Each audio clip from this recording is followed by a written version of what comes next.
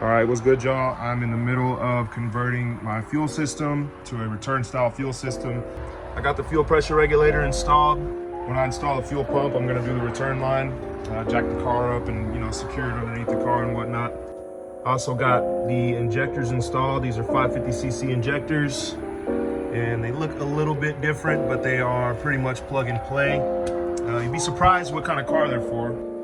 These are actually fuel injectors for a 1989 RX-7. These also fit into the 2JZ GE fuel rail, and 2JZ GE injectors swap directly into the 1MZ FE. So, I mean, you can do the math, or rather put two and two together. The RX-7 injectors drop into the 1MZ. They all came with spacer grommets on the actual injector, the nozzle itself. Just take those off, and then you just add the grommet from the OEM injector on the 1MZ. That way it still seals on the manifold. All right, so I'm gonna explain this contraption here. This took a couple hours to come up with, and then a couple more hours to actually pull off. But this is the fuel pump assembly. It's the Walbro 255 fuel pump. I had to trim, for instance, this piece up here to hold down the pump, and the actual tube on the inside of this assembly right here, I had to trim a little bit to get the pump to actually set in there. But the pump itself is in, it's all wired up. I've just blocked off the return port on the housing, and you can see I got I got some interesting stories to tell with the aluminum fittings over here. But yeah, I got the factory return port blocked off. And just as a fail-safe, I got this piece of hose clamp holding this bolt in place. That bolt really isn't going anywhere though. It's wrapped in gas-rated thread tape, and it's in there. Like, I can't even turn it. So, but that hose clamp is just there as a fail-safe. I'd rather lose a little bit of fuel pressure than have an entire bolt drop into the fuel tank and completely lose, that entire port, and then have to deal with, figuring that out later on down the line. So we're gonna see how well that works out. Altogether though, this is pretty much what it looks like. It's not the prettiest thing on planet Earth, but it works. All right, it's a few hours later. Got the return line set up. It's running alongside the hard line for the fuel. You can kind of see down in there where it's running. And that 90-degree fitting that I mentioned on top of the fuel pump assembly is a little too tall. So I ordered a low profile elbow for it. And I'm gonna throw it on and see if that clears it. I really wanna be able to get the interior cover back on so I can throw on the back seat and really not worry about having anybody sitting behind me. But worst case scenario, I just turn the Solara into a 2-seater or a 3-seater and just tell whoever's back there not to scoot over a little bit, because it clears the seat, but I just feel a lot more comfortable with that hard cover on top of it. So here over the next few days, I'm gonna get the plenum back on, get everything cleaned up under here, and attack the headers at the same time. I'm probably gonna let it soak in penetrating fluid for like the next day or so regarding the headers, because yeah, they're pretty difficult to get off, just raw dogging it. So I'm gonna throw some penetrating fluid on there and let it sit, and I'll check back in whenever I make some progress. I went ahead and swapped out the turbine on the turbo for one with the V-bend outlet, because these 4-bolt flanges like to blow gaskets. All right, it's been a couple days. Let the entire exhaust system soak in penetrating fluid, and I got it out today. So I have pretty much everything that I use laid out here. Of course, the gigantic impact is optional, but it helped a lot.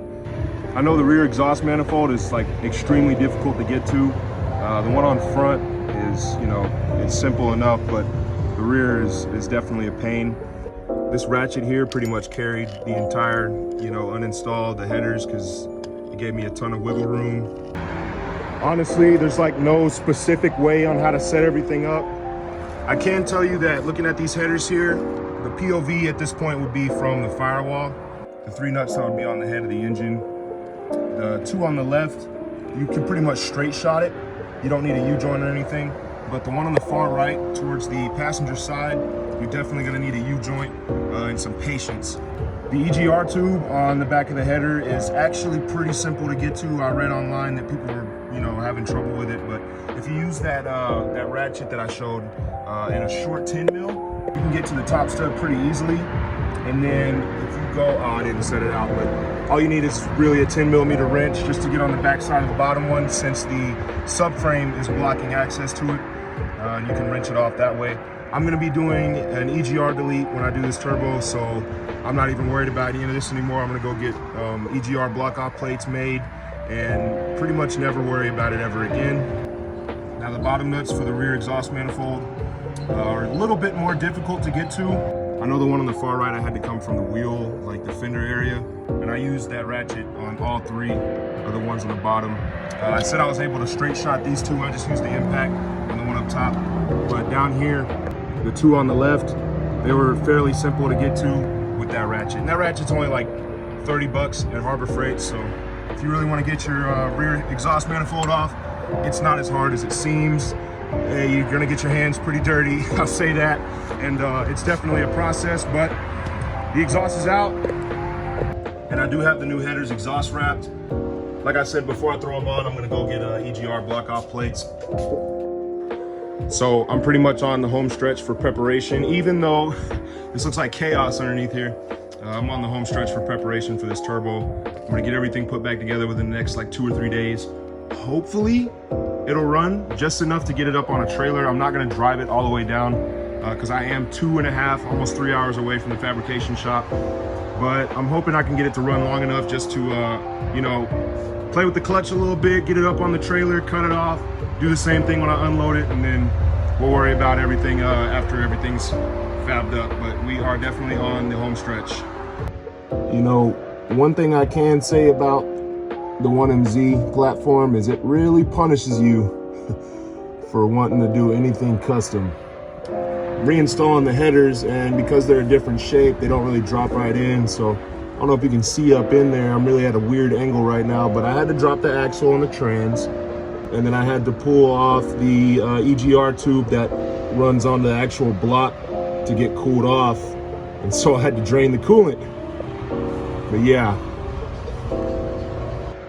All right, I've pretty much got it all installed. And you may be wondering where the downpipe is. I still got it.